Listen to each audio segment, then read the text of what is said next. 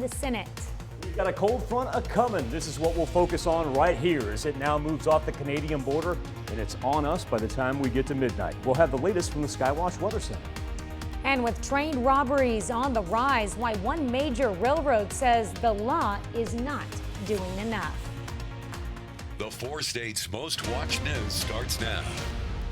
Senators return to Washington under intense pressure to pass voting legislation in the face of stark criticism from civil rights leaders. This is KOAM News at Noon. I'm Tanya Bach. The Senate launches debate today after civil rights leaders implored them to change the rules and break a Republican-led filibuster that has stalled the voting bill. Kirsten Sinema of Arizona and Joe Manchin of West Virginia both say they support voting reform, but they do not back a rule change that would enable Democrats to pass that reform bill without Republican support. Now, one Republican, Utah Senator Mitt Romney, said he'd be open to negotiation, but he does not support the proposed legislation, which would allow early voting and vote by mail in all 50 states. Now, over the past year, 19 states have passed more restrictive voting laws, including Kansas, Oklahoma, and Arkansas.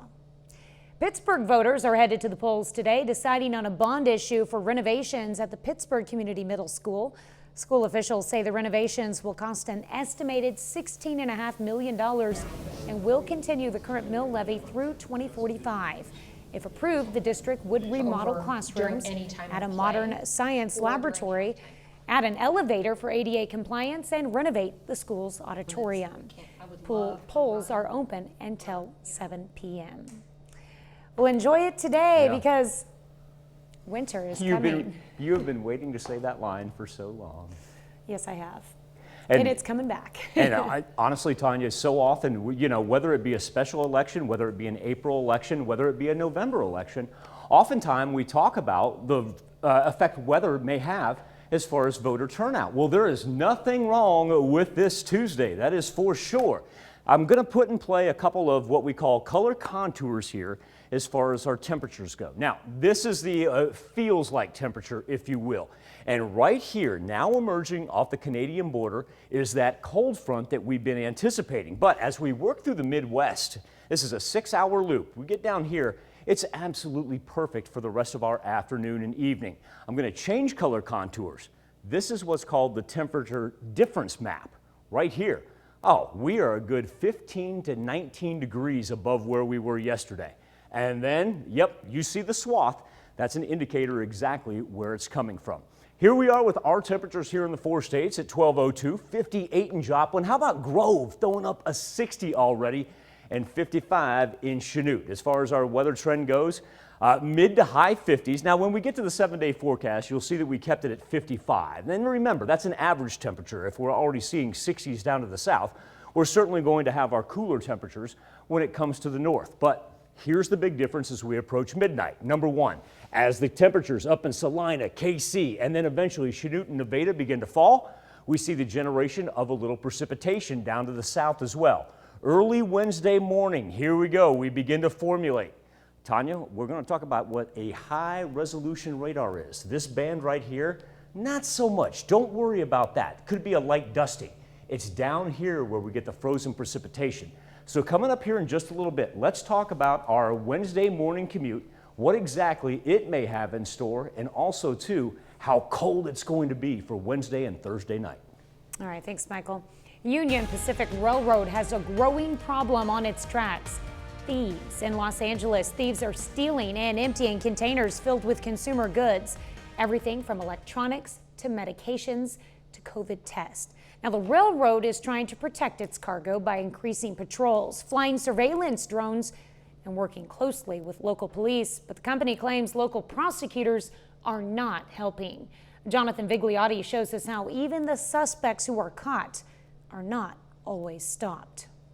It looks like something from the Wild West, only it's happening in bustling downtown Los Angeles. Thieves are breaking into the cargo of trains and stealing thousands of dollars worth of merchandise at a time. The debris field stretches on for as far as you can see. We're talking about easily tens of thousands of destroyed packages with addresses ranging from Washington State all the way to Pennsylvania. We've seen a number of COVID tests discarded. but the packages with electronics and home goods were left empty. This is just unheard of. On Friday, Union Pacific spokeswoman Lupe Valdez said from October 2020 to 2021, there was an increase of more than 350% in thefts. In a letter to the district attorney's office in December, the company blamed the no cash bail policy in part for the frequency of the thefts. The railroad company reported a loss of at least $5 million at the beginning of December.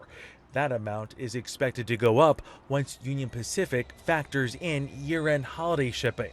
All of us shop online these days, and this is something that we are also paying the price for.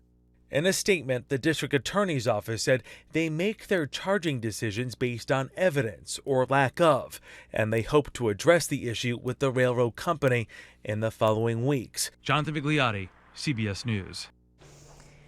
TSA says nearly 6,000 guns were found at checkpoints nationwide last year, a new record. Atlanta's Hartsfield-Jackson Airport tops the list with 507 detected. Dallas, Houston, Phoenix, and Nashville round out the top 5. Getting caught with a gun can be costly. The fine is nearly $14,000, in addition to whatever charges local law enforcement bring. Well, FedEx is asking the government for a green light to add lasers to its jets to defend against incoming missiles. The shipping giant filed paperwork Friday proposing to add hardware that would throw off heat-seeking missiles by steering laser energy towards the projectiles. The company cited several incidents overseas where civilian aircraft were attacked. And airline executives warn hundreds of thousands of flights could be grounded because AT&T and Verizon's 5G technology could interfere with the plane's landing instruments. 5G technology is supposed to kick in across the country tomorrow, but the airlines are warning interference could impact close to half of the fleet of commercial and cargo flights.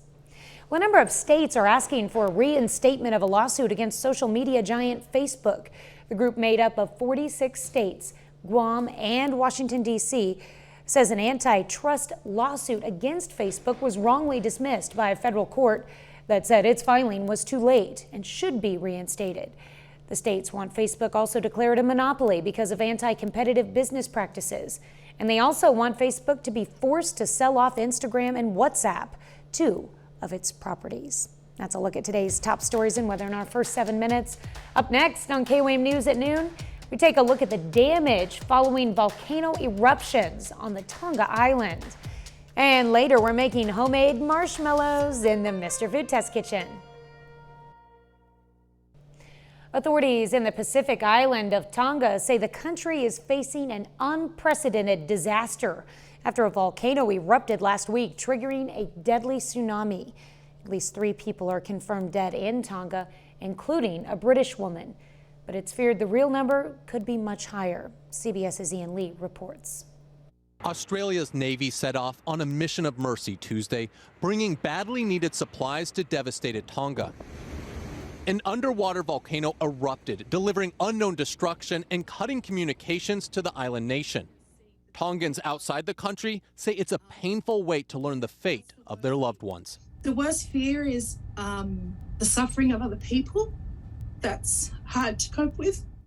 So far, the only glimpse of the island comes from the sky. Surveillance planes snap photos of destroyed villages and a landscape covered in ash. Tongan authorities say the country suffered catastrophic damage. We are all a bit in the dark about exactly the scale of damage or what people are experiencing. Tonga's airport is still out of action. Up to 200 volunteers are sweeping the runway in preparation for the supplies to land on Thursday or Friday. The eruption triggered a tsunami that tore across the Pacific, hitting countries like Fiji, an island 500 miles away from the volcano. Tonga is only 40, and its Navy saw tsunami waves as high as 30 feet. Angela Glover died after being swept away when she went to the beach to rescue her dogs. I will miss her and I will think of her every day until the day I die.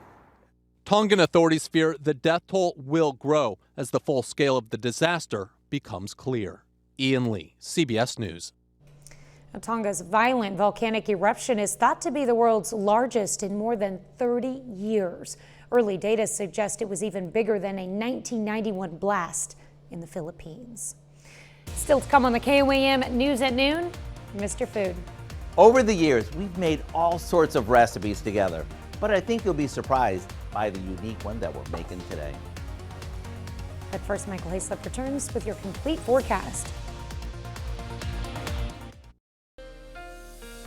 Pretty amazing when we look at our daily almanac that we were sitting at our average high for January 18th pre-sunrise. And by this time tomorrow, we're going to look at 25 degrees and be like, you know, it wouldn't be too bad to get to 25 degrees because that is the cold front that is coming.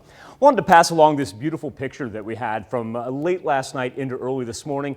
This is the January full moon known as the Wolf Moon from our good friend Emmett Sullivan. The reason I wanted to pass it along here at the noon hour is in case you did miss it. Quite frankly, the clouds are going to move in and we're not going to get a good shot of it here for the next several days. We see light cloud cover over 7th and Rangeline, but all things considered, can't complain about this. Sitting at 58 degrees and able to do so with an uptick in our southwesterly wind that's now coming in 17 to 20 miles an hour. But look at all these mid-50s spread throughout. Grove already up to 60. Looks like Carthage and Neosho are going to get there as well. Throw Anderson in at a wonderful 58. We have seen the winds increase. We're going to gust up to 25 miles per hour this afternoon, but for the most part, now we're sitting sustained in between 10 and 15. Earlier, wind played a huge factor as far as where places warmed up. Finally, when we got it down to the south, even though it was coming from the south, when we saw that increase, that's when we saw Miami and Grove just shoot up on the mercury like that about the 7 o'clock hour. Gives you an idea of our cloud cover, no precipitation to speak of. And as we look at the national perspective, let's talk about this cold front right here. Unlike what we saw last week, all this snow system, instead of taking a southerly path, it's going to work its way through the Great Lakes. That's going to mean additional snow for the northeastern portion of the United States. But what is going to take that southerly path? It's this right here. That's that color contour. Now, for the most part, everything looking great here at the noon hour.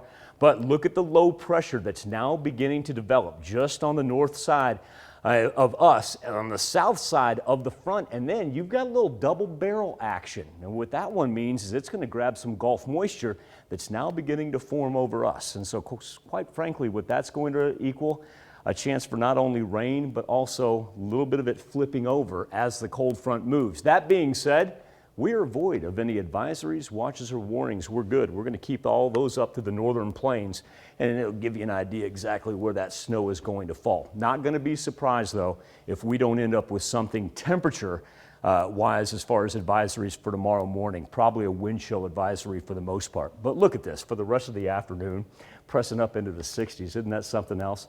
So let's get into tonight/tomorrow morning. As we see the temperatures drop to the north, this is what's called the High Resolution Rapid Refresh Radar. It's a mouthful. We call it the HRRR.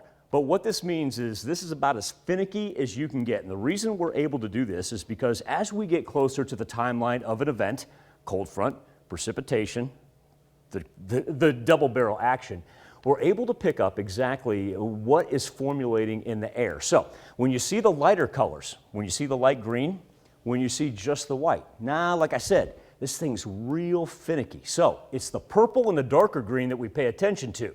Right here, very well could see a dusting through Joplin, maybe even get north of Pittsburgh. Just a dusting, that's all it will equivocate to. But I really want to focus in down here south of I-44 where we begin to see the darker pink, because even from late Wednesday morning into the afternoon hours, we're talking about the possibility of freezing drizzle. It's not going to be widespread. Majority of the 4 states is going to stay dry. But down here to the south, that's where I want everybody's travel considerations to be set upon. After that, Tanya, check this out. Oh, sorry. Sorry, Dylan, I thought you cleared me. Look at what happens Wednesday night. That's our wind chill numbers. Ooh. Look at what happens Thursday morning. Yikes. Right. So the kids are back at school. For those of you that work outside, it is going to be very important to have multiple layers on. This is one of those where we cannot fool around with this and pretend that these aren't dangerously cold temperatures. Definitely not a good morning for them to be standing out by the bus stop. No. Yeah, and I know for some people that's not an option. And so what we do is we layer them up and we tell them, you do not take any of these layers off. Cover your fingers, cover your head, cover Face. your face. Everything. Cover yes. everything. Protect those kids and yourself when you're out there. And your pets. And your pets. And we'll go on and on. All right, thanks, Michael. We take this time to honor today's four-state hero, Staff Sergeant Marvin Moorhead in the U.S. Air Force. The Scammon, Kansas native served in the Galapagos Islands from 1942 to 1946. To Staff Sergeant Marvin Moorhead, we thank you, our four-state hero. They're sweet and lighter than air, and they used to be reserved just for royalty, but now they're for everyone. Howard shows us how to make homemade marshmallows in the Mr. Food Test Kitchen. Did you know that marshmallows date back thousands of years and were considered delicacies fit only for royalty? But in the mid-1800s, they were reinvented by the French and became an instant hit to all. Today, Americans eat more than 90 million of these light-as-can-be puffs of sugar every year. A few weeks ago, my curiosity got the best of me, and I set out to make homemade marshmallows. After a couple of tries, we came up with a melt-in-your-mouth version that puts store-bought ones to shame. Let me show you. After dissolving water and sugar in a saucepan, we add some unflavored gelatin that we mixed with a bit of water. After simmering this for a bit, we let it cool. Then we add some vanilla, beat it until it's thick and fluffy, and spoon it into a baking dish. After this sets up, we cut it into squares and toss them with some powdered sugar combined with a bit of cornstarch. Whether you eat these as is, toast them for s'mores, or float them on a mug of hot chocolate, boy, are you in for a treat.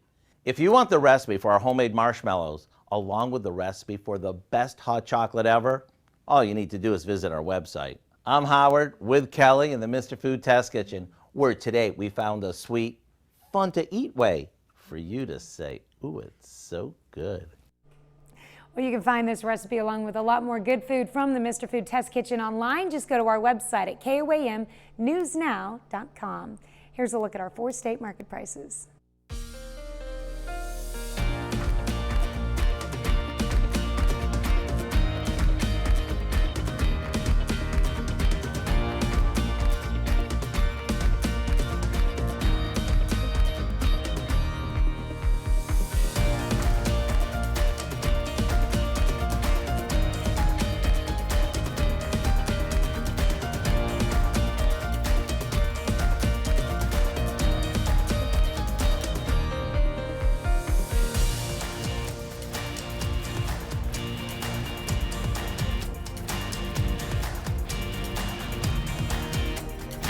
This may sound a little odd, but I'm going to call Tuesday with temperatures around 60 degrees laundry day. Because if you like hanging the laundry up outside, it's going to be a great afternoon for it. And if you're doing laundry, Dow and Tanya, I would strongly suggest that you grab the hat, the coat, the gloves, the scarves, the long underwear, and anything else that the kiddos or your significant other needs to wear outside and get it done, because overnight lows for the next 2 nights, 11 and 14 degrees. You're gonna need Get them clean, bring them in tonight. Yes. Otherwise, you'll be breaking the laundry off of the line tomorrow. Ooh, yeah, for sure. What do we have coming up tonight at 5? Well, at 5, it's a frightening fact. 36 million older adults fall each year. 32,000 of those people die from that fall. In Health Watch, we're going to look at simple things you can do to cut that risk of falling in half. Plus, Mercy Hospital announces it's caring for the highest number of COVID-19 patients in weeks. We look at how numbers affect an already strained health environment and recent changes to Mercy policies. And the Oklahoma governor announces new initiatives to assist schools suffering from staffing and teacher shortages. Hope you join us at 5. All right, thank you, Dow. Thanks for joining us for KOAM News at noon. We'll see you right back here at 5 o'clock.